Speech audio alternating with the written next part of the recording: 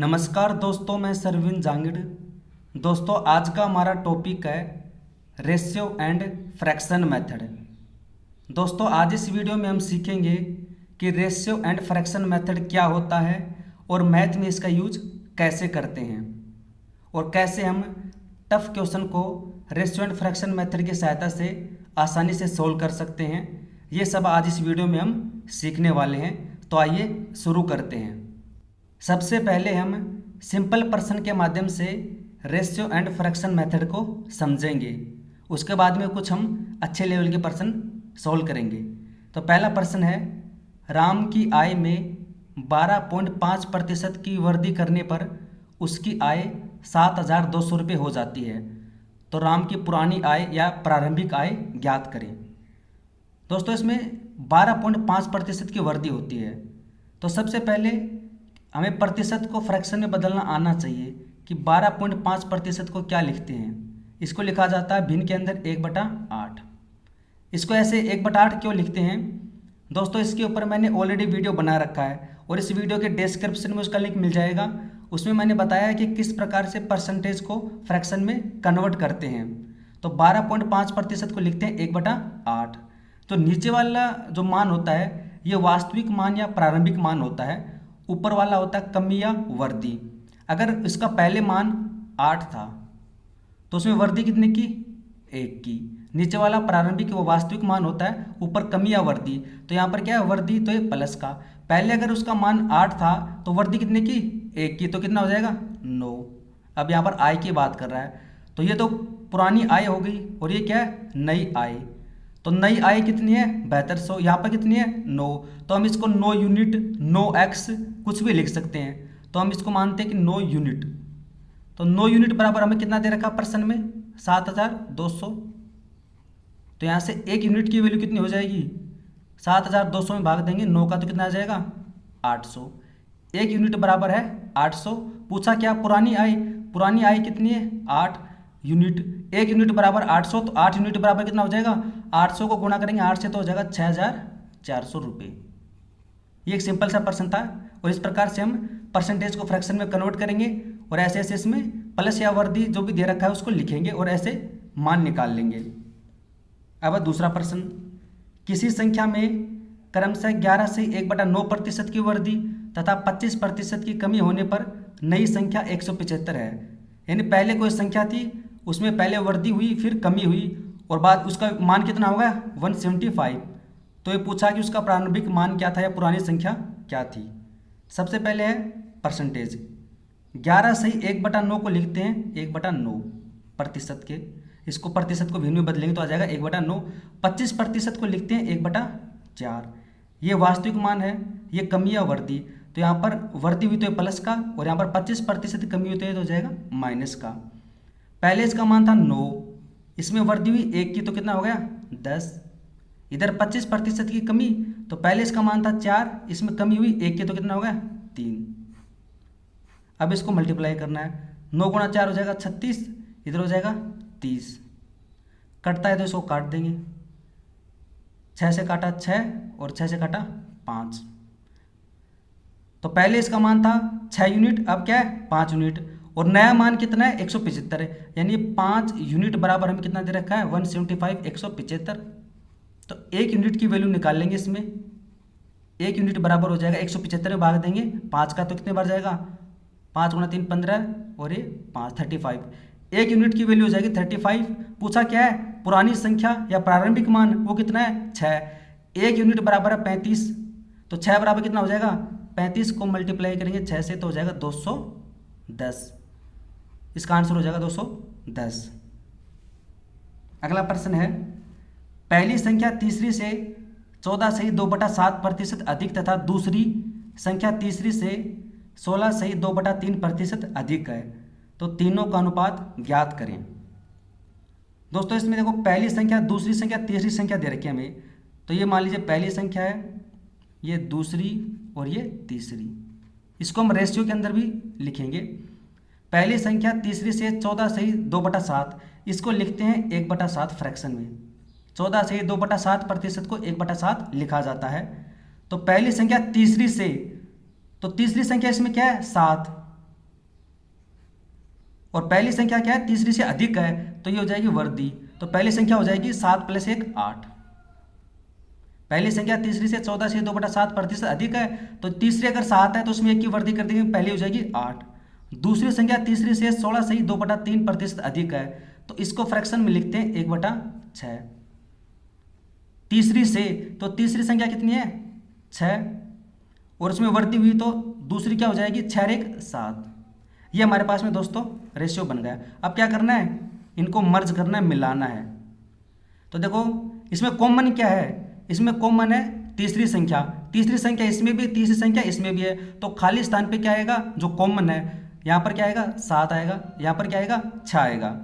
दोस्तों इसके ऊपर भी मैंने वीडियो बना रखा है कि रेशियो को कैसे मिलाते हैं, कैसे मर्ज करते हैं। 2 या 3 रेशियो को मिलाकर हम A/B/C या A/B/C/D आसानी से निकाल सकते हैं। तो उस वीडियो का डिस्क्रिप्शन में लिंक मिल जाएगा और आई बटन पे भी लिंक नज़र आ रहा है, वहाँ से आप देख सकते हैं। तो हो जाएगा 48 और ये हो जाएगा 49 और हो जाएगा 42। तो तीनों संख्याओं का रेशियो क्या होगा, 48:49:42। ये इसका आंसर हो गया। अगला प्रश्न है, पहली संख्या तीसरी संख्या से 12.5% कम है तथा दूसरी संख्या पहली संख्या से 10% अधिक है, तो पहली संख्या तीसरी संख्या से कितना प्रतिशत कम है। तो सबसे पहले तीनों संख्याएं फर्स्ट, सेकंड और थर्ड। अब जैसा इनका रेशियो दे रखा वैसा लिखेंगे। 12.5% तो क्या लिखते हैं, 1/8। तो पहली संख्या तीसरी संख्या से, तो तीसरी संख्या तो इसमें क्या है 8, और कम है इसका मतलब क्या आएगा माइनस। तो पहली संख्या कितनी हो जाएगी, 8 में से 1 माइनस करोगे तो आ जाएगा 7। पहली और तीसरी संख्या का अनुपात होगा 7:8। दूसरी संख्या पहली से 10% अधिक है, 10% को लिखते हैं भिन्न के अंदर 1/10। दूसरी संख्या पहली से, तो पहली कितनी है 10 और अधिक है इसका मतलब प्लस, तो दूसरी कितनी हो जाएगी 10 और 1 11। अब क्या करेंगे, इनको मर्ज कर देंगे।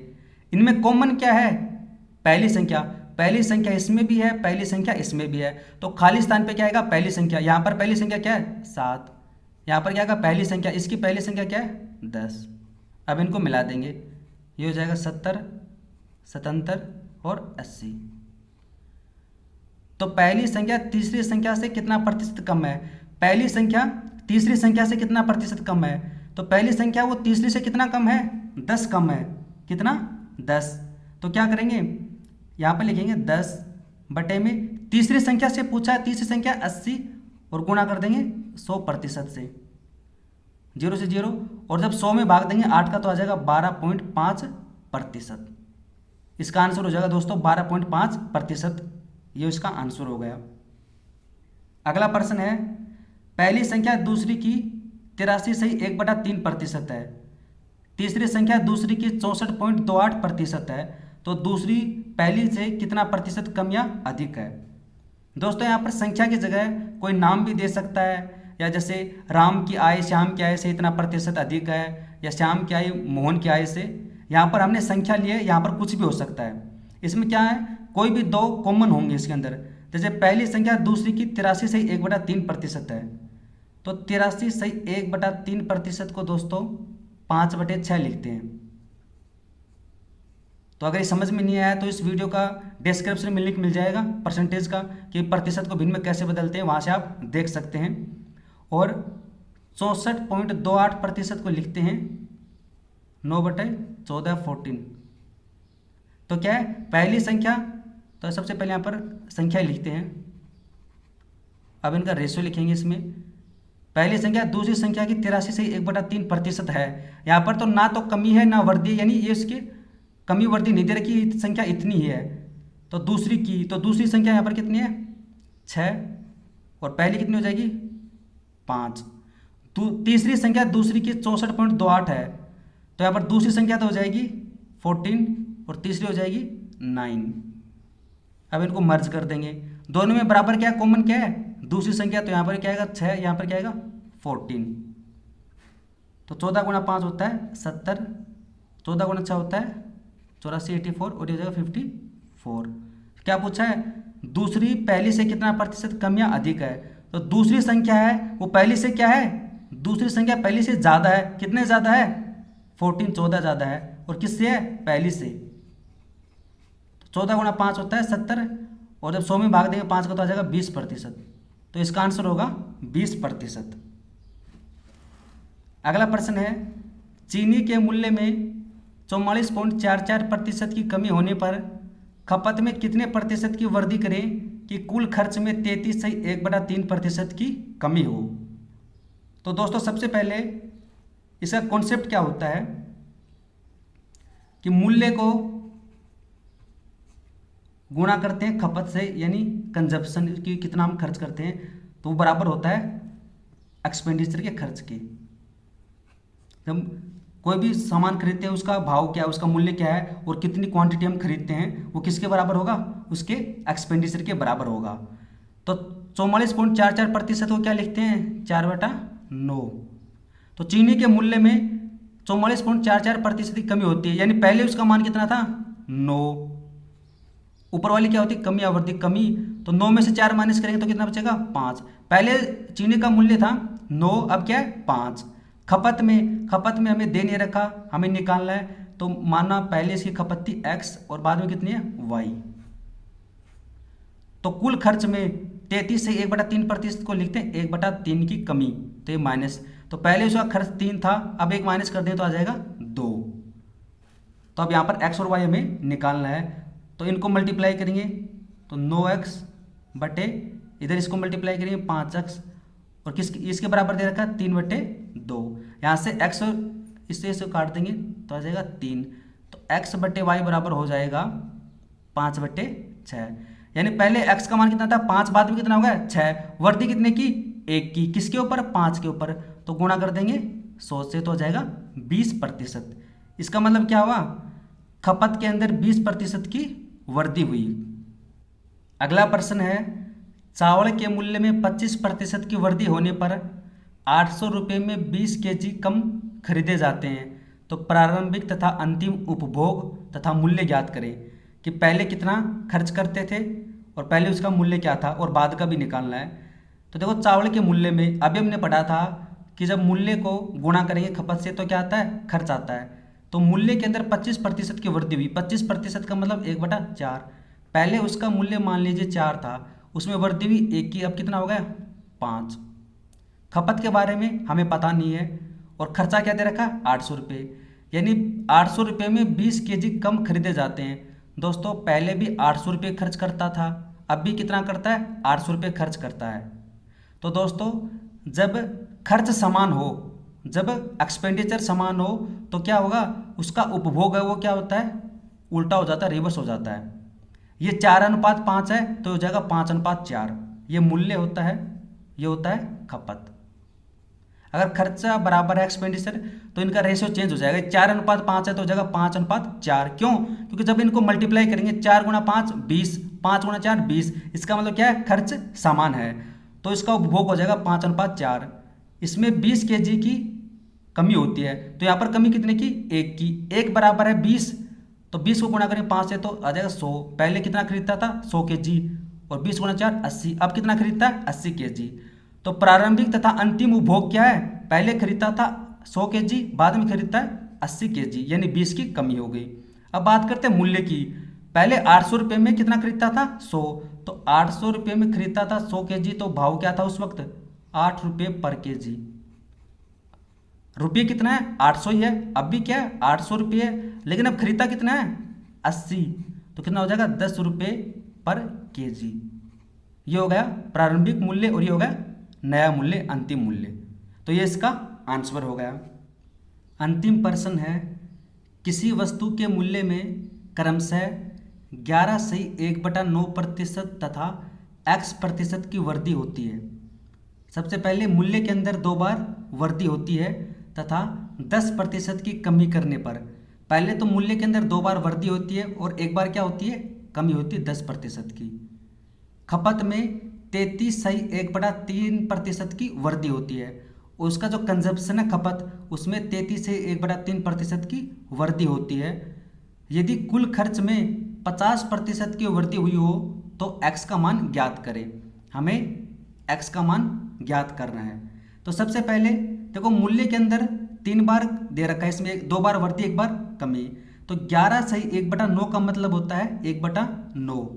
तो पहले अगर इसका मान लीजिए 9 था, वृद्धि कितने की 1 की, तो हो जाएगा 10। 11 सही 1/9 का मतलब होता है 1/9। पहले मान 9 था, 1 की वृद्धि तो 10। x प्रतिशत, इसका हमें पता नहीं, हमें निकालना है। तो पहले मान लीजिए इसका मान था x, बाद में कितना होगा y। 10% की कमी, इसका मतलब होता है 1/10, कमी हुई यानी माइनस। पहले मान था 10, 1 की कमी तो 9। ये तो हुआ मूल्य। अब क्या है, खपत कंजप्शन। जब मूल्य को गुणा करेंगे खपत से तो क्या आता है, खर्च आता है। तो इसमें 33 सही 1/3% की वृद्धि, इसका मतलब होता है 1/3। तो पहले इसकी वैल्यू थी 3, उसमें वृद्धि 1 की तो हो जाएगा 4। जब इनको मल्टीप्लाई करेंगे तो क्या आएगा, एक्सपेंडिचर, खर्च। और एक्सपेंडिचर क्या देगा, 50%। 50% का मतलब होता है 1/2। पहले इसका मान था 2, 1 की वृद्धि हुई तो हो गया 3। अब इसमें कैंसिल होता है, उसको काट दो, क्योंकि बाद में मल्टीप्लाई करके भी इनको काटना ही पड़ता है। तो आप क्रॉस ऐसे इसको काट सकते हो। इधर बचेगा 3x अपॉन में इधर बचेगा 4y बराबर है 2/3। तो x/y बराबर हो जाएगा 4, ये हो जाएगा ऊपर 8 और नीचे होगा 3 × 3 9। पहले इसका मान था 8, अब क्या होगा 9, वृद्धि कितने की 1 की, वृद्धि किसके ऊपर 8 के ऊपर, गुणा कर देंगे 100 से। तो जब 100 में भाग देंगे 8 का तो कितना आएगा 12.5%। इसका मतलब x का मान क्या है 12.5%। तो दोस्तों इस प्रकार से हम ऐसे प्रश्नों को रेशियो एंड फ्रैक्शन मेथड की सहायता से बड़ी आसानी से सोल्व कर सकते हैं। दोस्तों अगर आपको ट्रिक पसंद आई है तो कमेंट सेक्शन में कमेंट करके ज़रूर बताना। वीडियो देखने के लिए धन्यवाद। Thank you so much.